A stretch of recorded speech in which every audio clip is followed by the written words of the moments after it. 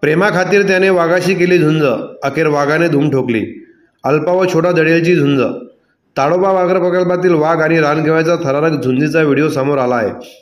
मोहर्ली परिसरातील पानवट्यावर छोटा दडियल या वाघाने एका मादी रानगव्याचा दबक्या पावलाने येऊन हल्ला केला.